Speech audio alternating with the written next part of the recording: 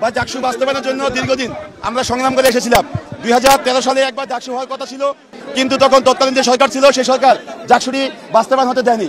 2019-এ এসেও কিন্তু আরেকবার যখন ডাকসু হয়, ডাকসু হওয়ার পরপর আমাদের ডাকসু হওয়ার জন্য সমস্ত প্রস্তুতি গ্রহণ করা হয়েছিল। তখন যে তৎকালীন সরকার ছিল তারা কিন্তু সেই ডাকসুটি বাস্তবায়ন করে দেয়।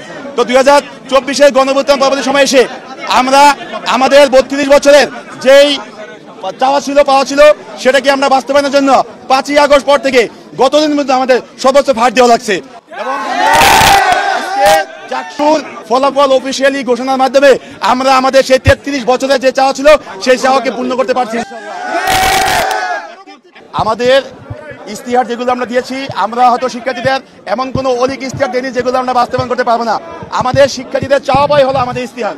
জাহাঙ্গীরনগর বিশ্ববিদ্যালয়ের শিক্ষার্থীরা যে সকল অধিকারগুলো থেকে দীর্ঘদিন বঞ্চিত ছিল, আমাদের প্রথম কাজ থাকবে জাহাঙ্গীরনগর বিশ্ববিদ্যালয়ের শিক্ষার্থীদের সে সকল অধিকারগুলো কি বাস্তবায়িত করা।